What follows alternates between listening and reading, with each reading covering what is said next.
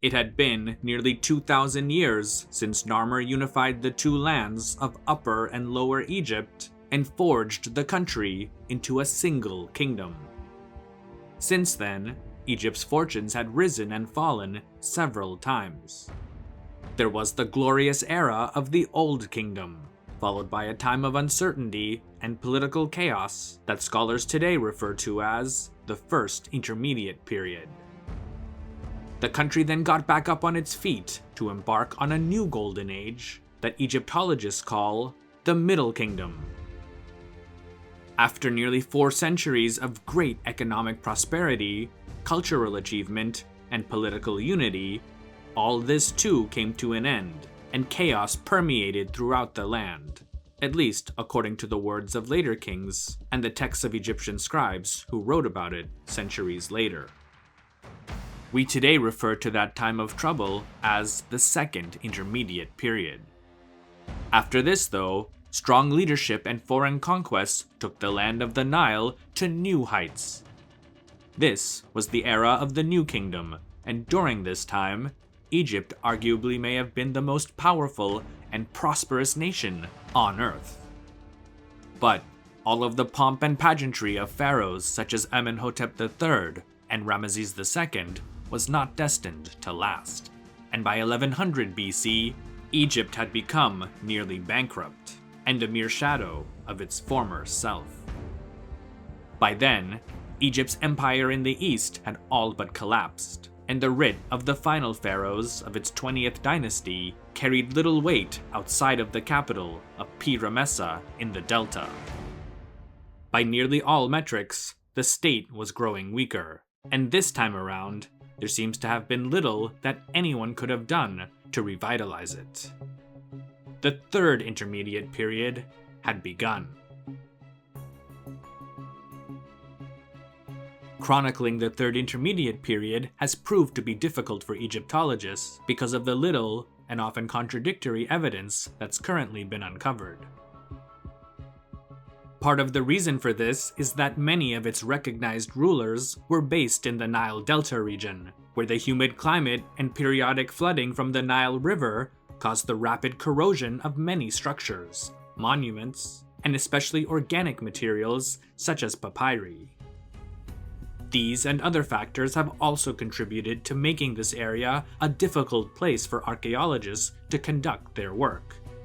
In addition, the only king list that includes the rulers of the Third Intermediate Period is one compiled by Manetho, who wrote in Greek in the 3rd century BC, but many Egyptologists consider his list, which appears in the works of later writers who themselves have compiled different versions of his account, to be incomplete. In an attempt to fill in the gaps, scholars have used whatever royal and private inscriptions are available, as well as non-Egyptian sources, such as those from Assyrian archives, and even biblical references, to put together a basic chronology of rulers and events for this fascinating time period. For this program, I'll be using the chronology and specific dates proposed by famed Egyptologist Ian Shaw, which is also used by many popular books dedicated to the history of ancient Egypt. The death of Ramesses XI, the last king of Egypt's 20th dynasty, was without much fanfare. As far as we know, he didn't have a biological male heir, and so his successor ended up being an army man named Nesbeneb-Dajet, better known by his Greek name, Smendes. Little is known about Smendes' personal life, but it's believed that he was married to one of the daughters of Ramesses IX named Tentamun. This may have made Smendes the most legitimate contender for the throne at Ramesses XI's death. Thus, Smendes' new line of kings make up what we today identify as the 21st dynasty of Egypt. These kings ruled from the city of Dajenet, better known by its Greek name, Tanis, which was located just 12 to 15 kilometers north of what had once been the Ramesside capital of Pi-Ramessa. While Smendes and his descendants may have officially ruled the country, in practice this was far from the truth, because most of Egypt south of Fayum was controlled by a family of military strongmen turned priests of Amun. From here on, we'll simply refer to them as the High Priests of Amun. This most recent batch of high priests didn't gain their position due to their religious credentials or piety, or even being appointed by the king, but simply because they were in the right place at the right time. The line's founder was a general named Herihor, who many believe was of Libyan descent. He had been sent by Ramesses XI to put down a revolt in Thebes and reinstall the then very unpopular high priest of Amun named Amenhotep. In short, Herihor succeeded in smashing the rebellion, but instead of reinstating Amenhotep, he took the latter's title and position to become the new, self-appointed high priest of Amun instead. This made him the de facto ruler of Thebes, with both religious and secular titles, though he was careful not to overstep a big red line by calling himself king. As we saw in the previous episode on Dynasty 20, after the reign of Ramesses III, but probably much before, the office of High Priest of Amun had become extremely powerful and influential due to its massive landholdings and other assets. This would continue into the early part of the Third Intermediate Period to further enable them to operate independently of the official government in Tanis. However, neither the king in Tanis nor the high priest in Thebes had control over Nubia, which had been up until then Egypt's main source of gold and other prized raw materials. This region had been lost after its viceroy under Ramesses XI, Panhesi, had taken over Thebes for a short while before being kicked out by Herihor. Panhesi fled back to Nubia while Herihor stayed in Thebes to eventually become high priest and the city's new ruler. As Panhesi disappeared beyond the Nile's first cataract, so too did Egyptian political influence in Nubia. When Smendes became king in 1069 BC, Herihor was already the de facto ruler of much of the south. Smendes probably also didn't have the manpower to take Thebes. For Herihor, venturing back north with an army would have also been a risky proposition, and so the two came to an unofficial agreement whereby they would essentially leave each other alone within their respective domains. For Smendes and the rest of the 21st dynasty, this became all of Lower Egypt, from the Mediterranean to just south of Fayum, whereas Herihor and the high priests of Amun controlled everything south of Fayum to the Nile's first cataract in Nubia. Perhaps for theological reasons, as well as to give the appearance of unity, they and their descendants seem to have acknowledged the god Amun as the true ruler of all of Egypt, as shortly thereafter, his name was often seen within its own cartouche. Little is known about Smendes or his dynasty due to the lack of official documents, original monuments, and the few artifacts that date to his time. Some Egyptologists have suggested that he was of Libyan origin, but this isn't agreed upon by all because it's very difficult to prove. While Smendes' official capital may have been Tanis, for practical purposes, he seems to have spent much of his time in Memphis, which makes sense when you think about it. The old capital of Memphis had been Egypt's main administrative center in the north for 2 millennia, meaning that the kingdom could be better run from there while Tanis was still being built up. In fact, it wasn't just the old capital that was being used, but also old monuments belonging to past rulers, including several obelisks that were brought from Pi Ramessa, which by then had been mostly abandoned due to its local branch of the Nile silting up. Many other monuments from the Middle and New Kingdoms were also transported to Tanis to both build up the city faster, as well as add to its magnificence. Smendes also contributed to the building and upkeep of monuments at Karnak, including restoring sections of the Great Temple's walls to protect it from flooding. Despite being ruled by the priests of Amun, The relationship between Tanis and Thebes was generally non-confrontational, and as we'll soon see, the two houses eventually became further united through marriage. While life in Tanis was by all existing accounts quite tranquil, the same can't be said of Thebes.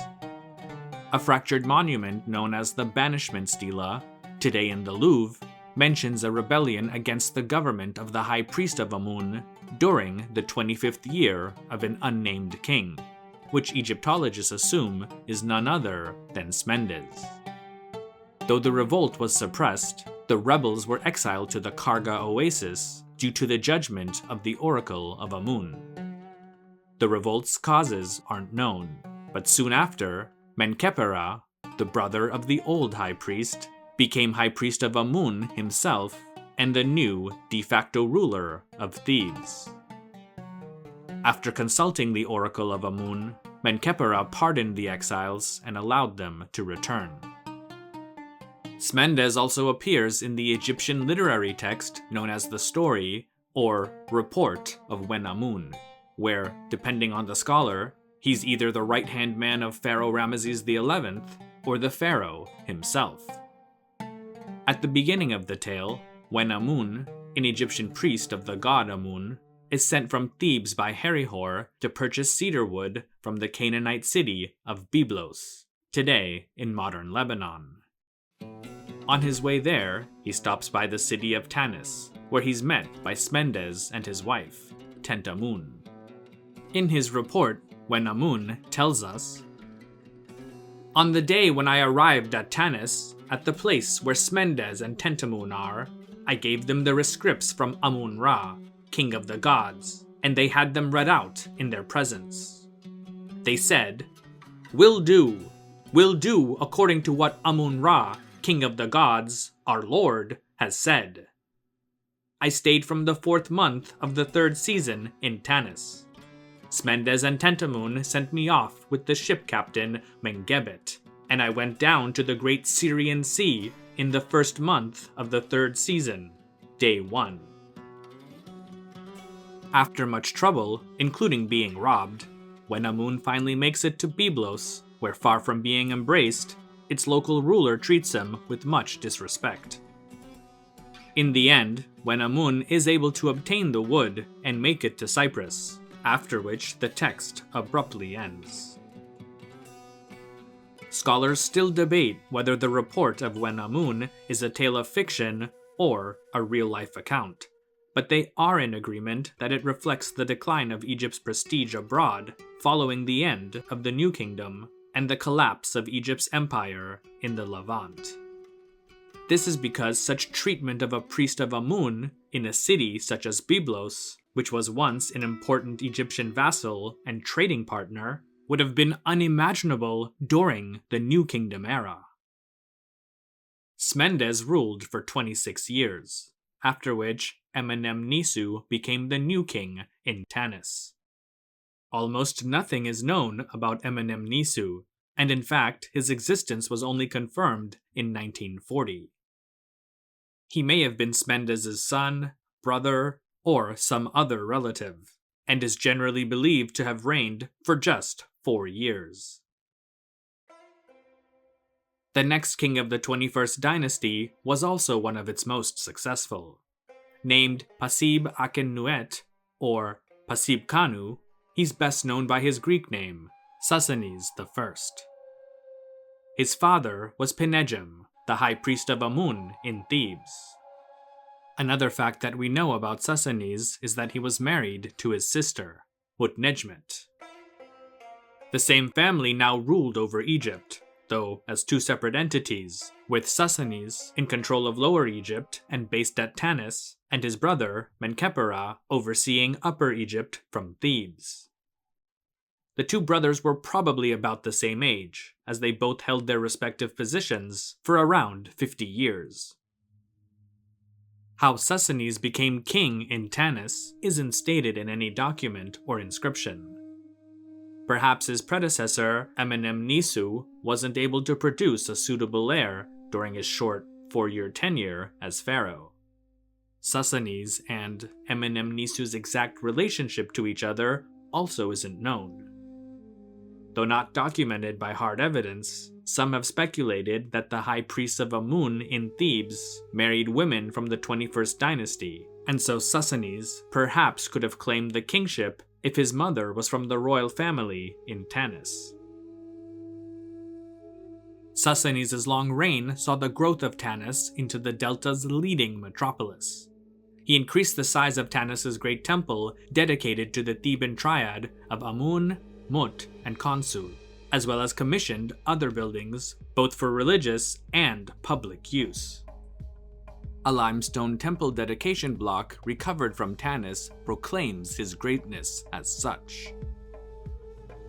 Long live the Horus, strong bull of Amun's giving, rich in splendor, who was made manifest in Thebes. Lord of strength who subdues the two lands, enduring kingship like Ra in heaven. He who repels the 9 bows, who seizes by his power from all the lands. The king of Upper and Lower Egypt, lord of the 2 lands. The son of Ra, the first prophet of Amun-Ra, king of the gods, Psusennes. The most spectacular find, though, was Psusennes' tomb, which was discovered completely intact. Though the burial chamber was rather simple and not very large, it contained a carved, red granite sarcophagus that protected a solid, silver inner coffin. The head of the mummy, which, due to conditions in the delta, had long decomposed, was covered with a beautifully molded gold death mask fit for none other than a great king. However, all was not as it seemed, for the origin of these objects tells an interesting story. The large sarcophagus had not actually been made for Psusennes, but created over 170 years earlier for the pharaoh Merenta, the son and successor of the great Ramesses II. In fact, Merenta's cartouches on the lid are still visible. Not only this, but the mummy's black granite coffin had once belonged to a so far unidentified 19th dynasty noble. The gold death mask also bore stylistic similarities to the famous mask of Tutankhamun, implying that it may have been created as far back as the 18th dynasty. Egyptologists are in agreement that such objects were most likely looted from the Valley of the Kings and the nearby Theban cemeteries of high-ranking nobles. The fact that they were taken from these areas and shamelessly used for the burial of a king such as Psusennes, who himself was the son of a former high priest of Amun and the brother of the current one, shows us that looting and corruption were rampant at the highest levels of Egyptian society. What's also interesting, and very suspicious, is that Psusennes' father, the high priest Penegem, recorded that he oversaw the restoration and reinterment of the mummies of several New Kingdom pharaohs, including Amenhotep I, Thutmose II, Seti I, Ramesses II, and Ramesses III. Some of the records left behind read as follows. Year 6, 3rd month of the 2nd season, day 7. On this day, the high priest of Amun-Ra, king of the gods, Penegem, son of the high priest of Amun, Piyank, sent the chief overseer of the White House, Pe-Neferhir, to reinter King Thutmose. Year 6, the 4th month of the 2nd season, day 5. On this day, the high priest of Amun-Ra, king of the gods, Penegem, son of Piyank, sent to reinter, son of Ra, Amenhotep, by the hand of the overseer of the treasury, Pi. Year 13, 2nd month of the 3rd season, day 27. On this day, the high priest of Amun-Ra, king of the gods, Penegem, son of the high priest of Amun, Piyank, sent the scribe of the temple, Djoser-Sukhonsu, and the scribe of the Theban necropolis, Buti-Haman, to give a place to King Ramesses, established and abiding forever. While Penegem may have made it appear that he was safeguarding the mummies and their treasures, the evidence strongly points to the opposite. The mummies were plundered of their valuables to help finance the priests' own unpopular government in Thebes. Some of these objects found their way to Tanis, where they were used by Psusennes, a scion of the Theban priesthood who, as we know, ruled there as king. Relatively little is known about the next few kings of Tanis, including Psusennes' successor, Amenemope. His exact relation to Psusennes has not definitively been determined, though it's most likely that Amenemope was his son, and after ruling for 9 years, was eventually laid to rest in his mother's tomb next to that of Psusennes. Like that of his predecessor, his tomb was also undisturbed until 1940, when it was discovered by French archaeologists. Though not as ornate as that of Psusennes, the archaeologists discovered a death mask covered in thin gold leaf, several pieces of jewelry, and about 400 shabtis. Amenemope's successor is the mysterious Osorkon the Elder, whose existence wasn't confirmed until 1963. Osorkon's father was Shoshenq, chief of the Ma, or Meshwesh, the great Libyan tribe. This, and his name, all but prove his Libyan origin. Ruling the 8 years between 984 to 978 BC, virtually nothing is known about Osorkon's reign, other than the fact that one of the once feared Meshwesh, the sworn enemies of the New Kingdom pharaohs, was now a pharaoh of Egypt himself. Osorkon the Elder was succeeded by Siamun. By most accounts, he reigned for 19 years, during which he seems to have been primarily focused on various construction projects, including the expansion of the Temple of Amun in Tanis, as well as several others in Memphis and Heliopolis. Siamun's name implies that he was probably a native Egyptian, since even Egyptianized Libyans of the period generally kept Libyan names. That said, he could have simply been given such a name to make him more acceptable as king to the native Egyptian population. There's also a plausible hypothesis that Siamun was married to one of Osorkon the Elder's daughters, so perhaps he became king that way. What happened at the end of Siamun's reign is uncertain. The conventional view is that he was succeeded by Psusennes II, who may have been the same person as the high priest of Amun, Psusennes III. Though there are varying dates for his reign, the current consensus is of the opinion that Psusennes ruled for about 15 years, but there's very little information with regard to the specifics of that reign. However, his successor, a Libyan who went by the name Shoshenq I, is one of the most famous kings from the Third Intermediate period, and he ushered in a new dynasty, Egypt's 22nd. Shoshenq and his descendants would gain back some of the territory in Canaan that the last few Ramesside kings had lost, and catapult Egypt back onto the world stage. But more on that in the next episode. Thanks for watching. I'd also like to thank the channel's patrons for making videos like this possible. These include, but are certainly not limited to, XXI, Yap de Graaf, Pasta Frola, Michael Lewis, Danielle Allen, Danny Van Eck, Wenix TV, Robert Morgan, Strobex, Frank, Tim Lane, Sebastian Hurtado Correa, Michael Trudell, Leader Titan, Micah G, John Scarberry, Andrew Bomer, Connor Dolson, Krish, David R, Stephen Ball, Gabe, Monty Grimes, Franz Robbins, Cyrus Mir, Dianastra, Nimrod Nir, Hypnosan, Brendan Redmond, Faridun Dadachanji, Jimmy Daruwala, Anahita Debu, Gulistan Debu, Sherkam, Farhad Kama, and all of the channel's patrons on Patreon for helping to support this and all future content. Check out the benefits to being a Patreon member, and if you'd like to join, feel free to click the link in the video description.